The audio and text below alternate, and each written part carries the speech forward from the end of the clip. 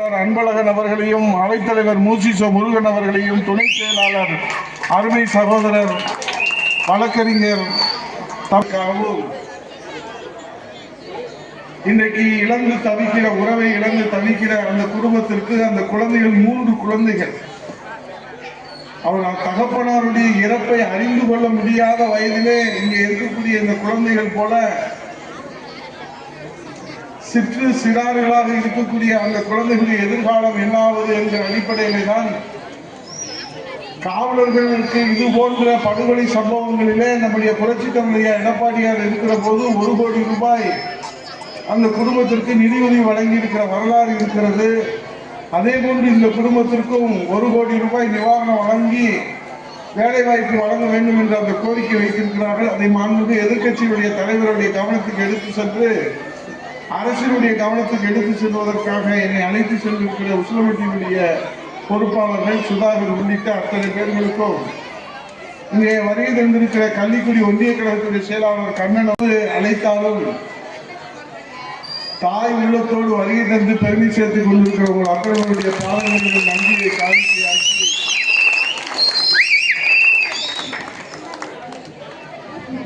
இப்ப நீங்க ஒவ்வொருத்தரும் 2 பேரா பேசிக்கிட்டே இருந்தீங்கன்னா நானும் நீங்களும் எப்ப பேசுறது? ஏன்னா நீங்க பேசுறதா எனக்கு கேட்குது, நான் பேசுறது மைக்கில் பேசுறது. ஏன்னா வருவானுங்களே ஏதாவது நலத்திட்ட உதவிகளோட கொண்டு வருவாங்கன்னு பார்த்தா வெறுங்கையோட கைவீசுன்னு வந்திருக்காங்கன்னு நீங்க நினைக்க கூடாது. இன்னும் மிக சீக்கிரத்திலே புரட்சித் தலைவர் எடப்பாடியார் முதலமைச்சராக வருவார். நிச்சயமாக மீண்டும் நமக்கு அந்த பொற்காலம் பிறக்க இருக்கிறது. ஆகவே உங்களோடு நானும் என்னோடு நீங்களும் பேசுவதற்காக அற்புதமான ஒரு நிகழ்வை ஏற்படுத்தி இருக்கிறார்கள். அது அந்த தம்பிகள்லாம் கேட்கிறாங்க, ஏன்னா தம்பி பசிக்குத வீட்டிலையாவது சாப்பிட்டுருக்கலாமே. இந்த ஊராட்சி மன்ற தலைவரும் இந்த கிளைக்கழக செயலாளரும் இந்த காலடி செயலாளரும் நம்மளை அழைச்சிட்டு வந்து உட்கார்ந்து இருக்கிறாங்க. சிக்கன் இருக்குன்னானுங்க, மட்டன் இருக்குன்னானுங்க, ஒன்னையும் காணமே, கண்டே காட்டலையே அப்படின்னு கூட அந்த தம்பிகள் பேசிக்கிறாங்க. அது என் காதுல விழுகுது. ஆனா நான் பேசுறது அவங்க காதுல விழுகுதான்னு தெரியல. இப்ப வரும்போது அந்த நோட்டீஸை கொடுத்த தங்கச்சி கேட்டாங்க, என்னென்ன இந்த துண்டு பிரசுரம், இது வரைக்கும் சட்டி கொடுப்பீங்க, அண்டா கொடுப்பீங்க, பானை கொடுப்பீங்க, இப்ப என்ன நோட்டீஸை கொடுக்குறீங்க? இப்ப நோட்டீஸ் கொடுக்குற நிலைமையில தான் இந்த அரசு இருக்கு. 4 வருஷம் முடிச்சு போச்சு. 525 வாக்குறுதி எங்க மக்களுக்கு கொடுத்தீங்க. அது உதயநிதி ஸ்டாலின் ஒரு பட்டத்து இளவரசர். அவர் சொன்னாரு, இந்த பிள்ளைங்கள் எல்லாம் எதிர்காலத்துல டாக்டர் ஆகணும், அதனால நாங்க நீட் தேர்வை ரத்து செஞ்சுக்குவோம். அந்த ரகசியம் எங்களுக்கு தெரியும், எங்க தலைவருக்கு அந்த ரகசியம் தெரியும், நாங்க பாக்கெட்ல வச்சிருக்கோம். உடனே நாங்க கூட கேட்டு பார்த்தோம், எங்க ரகசியத்தை எங்கிட்ட சொல்லுங்களேன், மக்களுக்காக நாங்க செய்யறோம்னு சொன்னோம். இல்ல சொல்ல மாட்டோம் அப்படின்னு சொல்லிட்டு ஆளுங்கட்சியா வந்ததுக்கு அப்புறம் 2 வருஷம் கழிச்சு நீட் தேர்வை ரத்து செய்ய போறோம், கையெழுத்து போடுங்கன்னு கையெழுத்து வாங்கினாங்க, எல்லாத்தையும் வாங்கினாங்க. இப்ப அவர் சட்டமன்றத்துல பாக்குற போது அந்த நீட் தேர்வு ரத்து ரகசியம் உங்களுக்கு தெரியும் சொன்னீங்களே, அந்த கையெழுத்துலாம் வாங்கினீங்களே, என்னாச்சுன்னு அவர்கிட்ட கேட்டா, இந்த உசைன் போல்ட்னு ஒருத்தர் இருக்கிற தம்பிகளுக்கு இளைஞர்களுக்கு நல்லா தெரியும். அவர் தான் உலகத்திலே அதிவேக ஓட்டக்காரர். அவர் மிஞ்சினதுக்கு உலகத்துல யாருமே கிடையாது. உதயநிதி ஸ்டாலின் நீட் தேர்வு என்னாச்சுன்னு கேட்டா உசைன் போல்ட்டை விட அதிவேகமா ஓட்டம் பிடிக்கக்கூடிய ஒரு நிலைமையில தான் உதயநிதி ஸ்டாலின் இருக்காரு. அதை இந்த நோட்டீஸ்ல சொல்லியிருக்கோம். ஏன்னா நீட் தேர்வு ரத்தாயிரம் சொன்னீங்க, கல்விக்கல்வி ரத்தாயிரம் சொன்னீங்க, அதெல்லாம் விட்டுங்க. இந்த 100 நாள் வேலை வாய்ப்பு திட்டம் உங்களுக்கு ஞாபகப்படுத்துறேன். கொரோனா காலம் வந்துச்சு, அன்பழகன் சொன்னாரு, தமிழகன் சொன்னாரு, அரிசி கொடுத்தோம், காய்கறி தொகுப்பு கொடுத்தோம், சோறு போட்டோம், அது போட்டோம், இது அதெல்லாம் முக்கியம் இல்லை. உங்கள் வாழ்வாதாரத்திற்காக இந்த 100 நாள் வேலை வாய்ப்பு திட்டம் கம்மா வேலை 1 நாள் கூட தடை இல்லாமல் அந்த சம்பளத்தை வழங்கிய முதலமைச்சர் புரட்சித் தலைவர் எடப்பாடியார். 5 மாசம் 6 மாசம் ஆச்சு. 39 நாடாளுமன்ற உறுப்பினர் இருக்கிறீங்க. நீங்க நாடாளுமன்றத்தை ஸ்தம்பிக்க செய்ய வேண்டாமா? அங்க போய் போராடுங்கன்னா தமிழ்நாட்டில் போராடுறோம். இப்ப வீடுன்னு இருக்குன்னா ஒரு வீட்டுல சமையலறை இருக்கும், பூஜை அறை இருக்கும், கழிவறை இருக்கும், படுக்கை அறை இருக்கும், வரவேற்பு அறை இருக்கும். அதுதான் ஒரு வீடு. சமையல் அறையில என்ன செய்யணும்? சமையல் பண்ணணும். பூஜை அறையில என்ன செய்யணும்? சாமி கும்பிடணும். வரவேற்பு அறையில என்ன செய்யணும்? வரவேற்கணும். சாப்பிடுற இடத்துல சாப்பிடணும், கழிவறையில போகணும். இது என்ன செய்யறாங்க? மாற்றி செய்வாங்க. அங்க நாடாளுமன்றத்தில் 39 நாடாளுமன்ற உறுப்பினர்களை வைத்துக் கொண்டு எங்கள் தாய் தமிழ்நாட்டு மக்களுக்கு 100 நாள் வேலைவாய்ப்பு திட்டத்திலே நிலுவை வைத்திருக்கிற சம்பளத்தை உடனே வழங்கு என்று போராடுகிற தெம்பு திராணி இன்னைக்கு இருக்கிற முதலமைச்சர் முத்துவேல் கருணாநிதி ஸ்டாலினுக்கு இருக்கிறதா? எதுவும் இல்லை. கல்விக்கு நிதி இல்லை, கேட்க நாதி இல்லை. ஆனா என்ன சொன்னாங்க? அதிமுக அடிமை அரசு சொன்னீங்களா இல்லையா? ஆனால் அண்ணா திராவிட முன்னேற்ற கழக அரசிலே நிதி இல்லை என்று நாங்கள் பல்லவி பாடவில்லை, ஒப்பாரி வைக்கவில்லை. சம்பளம் தடையில்லாமல் கொடுத்தோம், கல்விக்கு தடையில்லாமல் நிதி வழங்கினோம், இங்க இருக்கக்கூடிய அடிப்படை கட்டமைப்பு பணிகளை தடையில்லாமல் செய்தோம். இன்னைக்கு என்ன கேட்டாலும் என்ன சொல்றாரு ஸ்டாலின்? நம்ம உரிமையெல்லாம் பறி போயிடுச்சு, நீங்க தான் முதலமைச்சர், உங்க பிள்ளை தான் துணை முதலமைச்சர், உங்க திமுக சார்பில் 39 நாடாளுமன்ற உறுப்பினர், இன்னும் என்ன வேணும்? என்ன வேணும்? என்ன வாங்க வேணும்? ஆனா என்னையா வேணும்? என்னதான் வேணும்? இந்த கதையில ஒரு கடையில போய் சிங்கமுத்து கேப்பா என்ன வேணும், அவன் என்னையா வேணும்? அந்த கதையா இருக்கு ஸ்டாலினுடைய கதை. என்ன வேணும்? என்ன வேணும்? என்ன உனக்கு என்ன வேணும்னு சொல்றான்ற கதையா இந்த நாட்டில் இருக்கு. தமிழ்நாட்டின் உரிமை பாதிக்கப்படுகிறது என்று சொன்னால் துடித்து விட வேண்டிய முதலமைச்சர் கடிதம் எழுதிட்டு, காதல் கடிதம், உடனே காதல் கடிதம் எழுதுறாரு. மாண்புமிகு மீனவ பிரச்சனை, மாண்புமிகு ஜெய்சங்கர் அவர்களே, நீங்கள் உடனடியாக இதுக்கு எதுக்கு வரல? நீங்க நாங்க எழுதுவோம் உங்களை கடிதம். இதைத்தான் புரட்சி தமிழக எடப்பாடியார் உடனடியாக தலைநகர் டெல்லிக்கு சென்றார். சட்டசபை நடந்து கொண்டிருக்கிறது. மாண்புமிகு உள்துறை அமைச்சர் அமித்ஷா ஜி அவர்களிடத்தில் நேரில் சென்றார். தமிழகத்திலே 100 நாள் வேலைவாய்ப்பு திட்டத்திற்கு சம்பளம் தரவில்லை, அங்கே வாழ்வாதாரம் பாதிக்கப்பட்டிருக்கிறது, எங்கள் மாணவ செல்வங்களுக்கு கல்விக்கான நிதி தரவில்லை, அங்கே பாதிக்கப்பட்டிருக்கிறது, தொகுதி வரையறையிலே தமிழ்நாட்டுக்கு அநீதி விளைவிக்க கூடாது, நதிகளிலே இன்றைக்கு அணை கட்டுகிறோம் என்று அண்டை மாநிலங்களாக இருக்கிற கேரளா, கர்நாடகா, ஆந்திரா இன்றைக்கு கூக்குரலிடுகிறார்கள். தமிழ்நாட்டின் உரிமை பாதிக்கப்பட்டு விடக்கூடாது. நதிநீர் இணைப்பு, நடந்தாய் வாடி காவேரி, கோதாவரி காவேரி திட்டத்தை உடனடியாக நிறைவேற்ற வேண்டும். தமிழ்நாட்டிலே சட்டம் ஒழுங்கு சீரழிந்து கொண்டிருக்கிறது. பாலியல் சம்பவம் காலையிலும் மாலையிலும் சிறுமி முதல் பாட்டி வரை இன்றைக்கு நெஞ்சம் பதைபதைக்கின்ற வகையிலே தமிழகம் தலை குனிந்து இருக்கிறது. ஐயா, இதையெல்லாம் நீங்கள் கவனத்திலே மாண்புமிகு உள்துறை அமைச்சர் அவர்கள் கவனத்தில் எடுத்துக்கொள்ள வேண்டும். ரயில்வேக்கு நிதி தர வேண்டும், எங்கள் தமிழ்நாட்டு வளர்ச்சிக்கு நிதி தர வேண்டும், எங்கள் தமிழ்நாட்டை பாதுகாக்க வேண்டும் என்று ஆட்சியிலே இருந்தாலும் இல்லை என்றாலும் மக்களுக்காக உழைக்கிற தலைவர் புரட்சி தமிழர் ஐயா எடப்பாடியார் அண்ணா திராவிட முன்னேற்ற கழகம் என்று நிரூபித்திருக்கிறார். உடனே வந்து சொல்லிட்டான், கூட்டணி பேசத்தான் போயிட்டாங்க. நீ விறுவிறுன்னு போவேன், முதலமைச்சர் தானே, உள்துறை அமைச்சர்கிட்ட போய் கேளு, நிதி அமைச்சர்கிட்ட போய் கேளு, எங்களுக்கு நிதி வரல. நீ இங்க இருக்கக்கூடிய நம்ம அப்பாவி ஜனங்கள் எல்லாம் கூப்பிட்டு வாங்க போராடணும். இதுக்கு பாவம் என்னதுக்கு, எங்க போராடுறது, எதுக்கு போராடுறது? அதிமுக போராடுது. இங்க இருக்கக்கூடிய டோல்கேட்டில, இந்த சுங்கச்சாவடியில இங்க விதிமுறை மீறி அமைக்கப்பட்டிருக்கிறது. எங்கள் உள்ளூர் மக்களுக்கு எப்பயும் போல விதிவிலக்கு வேண்டும் என்று டோல்கேட்டுக்கு முன்னாடியே போராடிய இயக்கம் அனைத்து இந்திய அண்ணா திராவிட முன்னேற்ற கழகம். அங்கே இருக்கிற அந்த வர்த்தக சங்கம் அந்த உள்ளூர் மக்களோடு சேர்ந்து கரம் போட்டு போராடி தீர்வு கிடைச்சிச்சா இல்லையா? அதே போல திருமங்கலம் ஒன்றிய ஆலம்பட்டியிலே அங்கே சுரங்கப்பாதை அமைக்க வேண்டும் என்று உள்ளூர் மக்கள் போராடுகிற போது, மாணவ செல்வங்கள் போராடுகிற போது புரட்சி தலைவர் எடப்பாடி ஆணைக்கிணங்க அவர்களோடு கொளுத்துகிற வெயிலிலே சாலையிலே போராடி மத்திய அரசு மங்களகரமான இசை அமைச்சிருச்சு, எல்லாரும் ஜெயமா நடக்கின்ற மாதிரி மணி அடிச்சு உட்கார வைக்கிறானுங்க. ஆனா அங்க சட்டசபையில சபாநாயகர் மணி அடிக்கிறது அவங்க வீட்டுக்கு போறதுக்கு, இங்க கோட்டை விநாயகர் மணி அடிக்கிறதுக்கு எடப்பாடியார் மீண்டும் முதலமைச்சராக கோட்டைக்கு போவதற்கு தான் இந்த மணி. அந்த மணிக்கு இந்த மணிக்கு வித்தியாசம் இருக்கு. கோட்டை விநாயகர் தம்பி உதயகுமார் கவலைப்படாத, எடப்பாடியிட்ட போய் நான் சொன்னதா சொல்லு, கோட்டை விநாயகர் உத்தரவு கொடுத்துட்டாரு, கோட்டையில அண்ணா திராவிட முன்னேற்ற கழக கொடி பறக்கும்.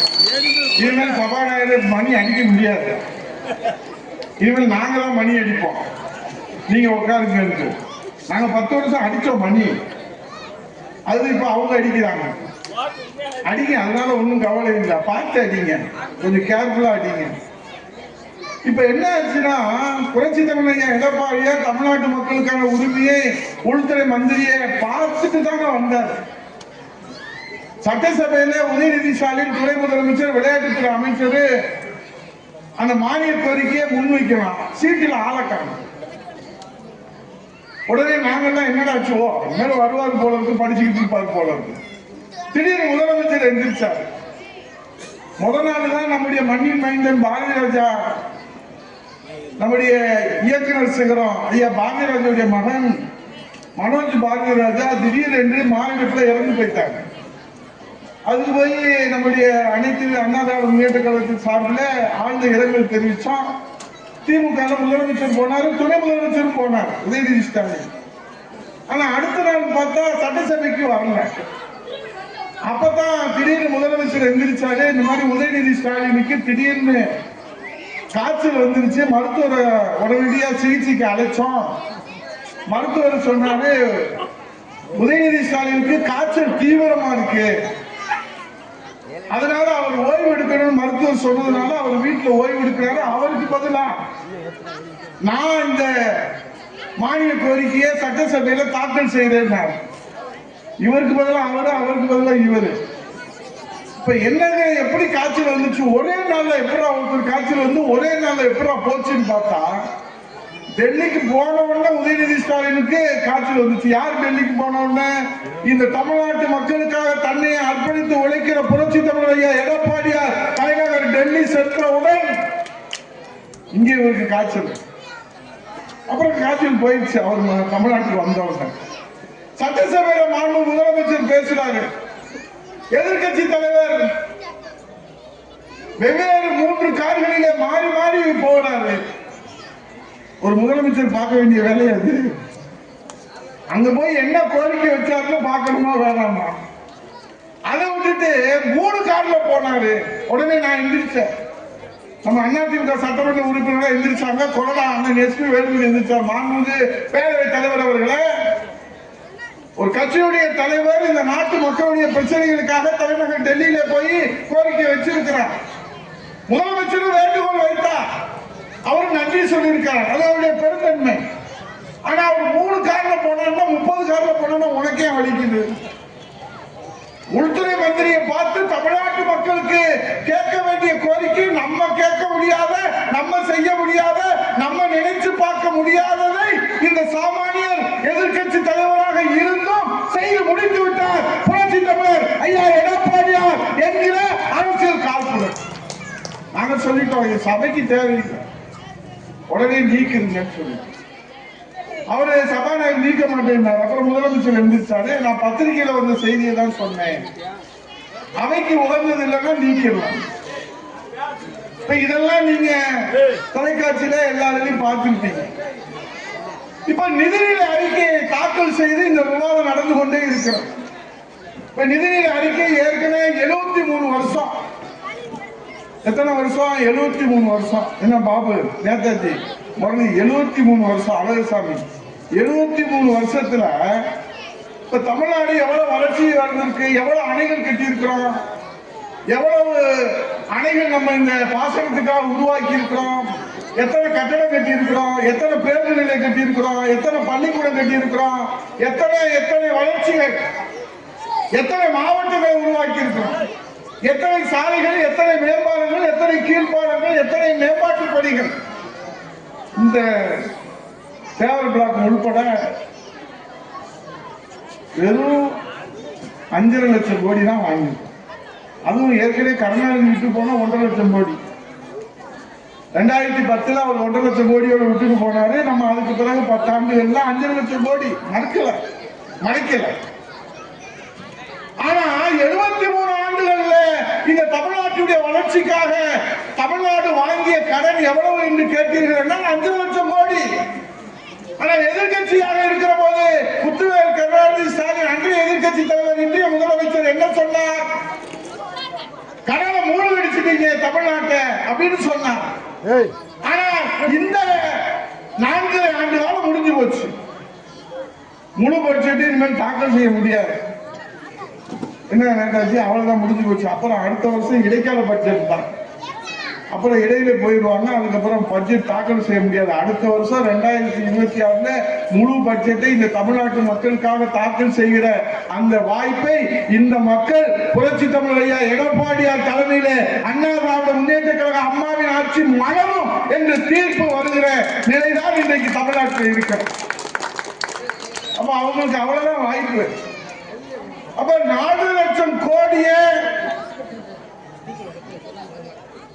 இந்த 4 வருஷத்துல வாங்கிட்டு இந்த கிராமத்துல சொல்லுவாங்க, டே தம்பி அவங்க கூட பேசாதான், ஏன்னு அவன் கடப்பாறையை முடிஞ்சிட்டு கசாயத்தை கேட்பான். அந்த அளவுக்கு பயங்கரமான ஆளு. அது மாதிரி 4 லட்சம் கோடியை வாங்கிட்டு அதை நியாயப்படுத்தி வேற சட்டசபையில பேசுறாங்க. மனசாட்சி இருக்கா? 1 லட்சம் பில்லியன் டாலர் தமிழ்நாட்டிலே பொருளாதாரத்தை உருவாக்கும் என்று சொன்ன முத்துவேல் கருணாநிதி ஸ்டாலின் இந்த 4 ஆண்டுகளிலே தமிழ்நாட்டை 10 லட்சம் கோடிக்கு கடனிலே தள்ளி மூழ்கடித்திருக்கிறார் என்று சொன்னால் என்ன நிர்வாகம் நீங்க செய்கிறீங்க? இப்ப கூட சொல்றார், கடன் வாங்காத அரசு எந்த அரசு? எல்லாரும் தான் வாங்கியிருக்காங்க, நாங்களும் வாங்கியிருக்கிறோம். வாங்கினா நாங்க கட்டுவோம், இந்த இளைய தலைமுறைக்கு நாங்க செலவழிக்கிறோம். நாங்க கேட்டா இளைய தலைமுறைக்கு என்ன செலவழிக்கிறீங்க? இந்த ஆண்டு 1,92,000 கோடி கடன் வாங்குறீங்க. அதுல எவ்வளவு இளைய தலைமுறைக்கு கொடுக்குறீங்க? 75,000 கோடி வாங்குற 1,92,000 75,000 கோடி பழைய கடன், புதிய கடனுக்கு வட்டி மட்டும். அதுக்கப்புறம் 55,000 கோடி பழைய கடன் அடைக்கிறது. மீது இருக்கிறதுல 45,000 கோடி இளைய தலைமுறைக்கு திட்டம், மூலதன செலவு. இந்த கட்டடம் கட்டுறது, பில்டிங் கட்டுறது. இதுதான் கிராமத்தில் சொல்லுவாங்க, சீனி சக்கரை சித்தப்பா நீ செத்தப்பா அப்படின்னு சொல்லுவாங்க. சீனி சக்கரைன்னு பேப்பர்ல எழுதி கொடுத்தா எப்படி இனிக்கும்? நாங்க வந்திருக்கிறவங்களுக்கு எல்லாம் இந்தாங்க சாப்பாடு அப்படின்னு பேப்பர்ல எழுதி கொடுத்தா நீங்க என்ன சொல்லுவீங்க? ஏன்னா லூசு யூசி பிடிச்சிருச்சா உதயகுமாருக்கு? ஏன்னா பேப்பர்ல எழுதி கொடுக்குறீங்க. சாப்பாடுனா சாப்பாடு போடணும், திட்டங்கள்லாம் செயல்படுத்தணும், மக்கள் இடத்துல சேர்க்கணும். இந்த தமிழ்நாட்டிலே 52 ஆண்டுகளிலே 32 ஆண்டுகள் இந்த தமிழகத்தை ஆளுகிற கட்சி அனைத்து இந்திய அண்ணா திராவிட முன்னேற்ற கழகம். புரட்சி தலைவர் எம்ஜிஆர், புரட்சி தலைவர் அம்மா, புரட்சி தலைவர் எடப்பாடியார். தம்பி, இதெல்லாம் எங்களுக்கு தெரிஞ்சானப்போ உங்களுக்கு ஓட்டு போடுறோம். நாடாளுமன்றத்திலையும் போட்டோம், சட்டமன்றத்தில் உனக்கும் போட்டோம், உள்ளாட்சியில் தமிழர்களுக்கும் போட்டோம். உங்களுக்கு என்ன சந்தேகம்? ஒரு சந்தேகம் இல்லை. உங்களை ஏன் சந்திக்க வந்திருக்கு தெரியுமா? தேர்தல் வந்து அவங்க வருவாங்க. இங்க மண்ணு ஜல்லி கொட்டி வச்சிருக்கிறார் நம்ம தமிழர்கள். இந்த ஊர்ல என்ன கோரிக்கை? நாங்க தேர்தல் வருகிற போது உங்களுக்கு உழைப்போம் என்று சொன்னோம். ஆனால் நீங்கள் வைத்த அத்தனை கோரிக்கையும் நிறைவேற்றிய அரசாக அண்ணா திராவிட முன்னேற்ற கழக அரசிலே அம்மாவின் பிள்ளைகள், புரட்சி தலைவர் எடப்பாடியார் தொண்டர்கள் நாங்கள் பாடுபடுவோம் உங்களுடைய ஆதரவுக்காக. ஆகவே நீ கடல்ல போயிடுச்சு. இப்போ இதுதான் நிலைமை. அதனால நீங்க மனசுல வச்சுக்கோங்க, ரொம்ப கவனமா இருக்கணும். இந்த தேர்தல் ரொம்ப முக்கியமான தேர்தல். நிறைய பேர் வர்றாங்க, அவர் வர்றாரு, இவர் வர்றாரு, அவர் வர்றாரு, இவர் வர்றாரு, ஆடினார், இடையிலே எவருக்கும் தெரியாமல் ஓடினார் என்பதை போல எல்லோரும் வர்றாங்க. யார் வேணாலும் வரலாம் உங்களை சந்திக்கணும். ஆனால் உங்களோடு உடலுக்கு உயிராகவும் உங்களோடு ஆயுள் முழுவதும் துணை வருகிற ஒரே இயக்கம் அனைத்து இந்திய அண்ணா திராவிட முன்னேற்ற கழகம். அம்மாவின் பிள்ளைகள், புரட்சித்தலைவருடைய தொண்டர்கள். நாங்க வேணா நீங்க உதயகுமார் இருக்கலாம், நாளைக்கு இன்னொருத்தர் வரலாம். நேற்று இன்னொருத்தர் இருக்கலாம், இன்னைக்கு நான் இருக்கிறேன், நாளைக்கு இன்னொருத்தர் வரலாம். ஆனால் அண்ணா திராவிட முன்னேற்ற கழகம் என்பது ஏழைகளுக்கான கட்சி, உங்களுக்கான கட்சி, மக்களுக்கான கட்சி. இது நம்ம கட்சி, இது உங்க கட்சி. இதை ஒரு நாளும் நீங்கள் கைவிடக் கூடாது என்பதை உங்களிடத்திலே வணங்கி கேட்டுக்கொண்டு இந்த தேர்தல் நேரத்தில் நீங்க எச்சரிக்கையா இருக்கணும். ஏன்னா இந்த 2026 தேர்தல் இந்த தமிழ்நாட்டினுடைய தலையெழுத்தை நிர்ணயிக்க இருக்கிற தேர்தல். ஆகவே நீங்கள் கவனத்தோடு இந்த தேர்தலை எதிர்கொண்டு எத்தனை பேர் களத்தில் நின்றாலும் எங்களை வாழ வைக்கின்ற, எங்களை பாதுகாக்கின்ற, எங்களுக்கு உறுதுணையாக உழைக்கின்ற நம்முடைய மன்னாதி மன்னன் மக்கள் கழகம் பொன்மன தலைவன் புரட்சி தலைவர் கண்டெடுத்த இதய புரட்சி தலைவி தமிழகுலசாமி அம்மா அவர்கள் வளர்த்தெடுத்த புரட்சி தலைவர் ஐயா எடப்பாடியார் கட்டி காத்த இரட்டை இலை சின்னத்தை மீண்டும் இந்த திருமங்கலம் தொகுதியிலே மலர செய்ய வேண்டும் என்று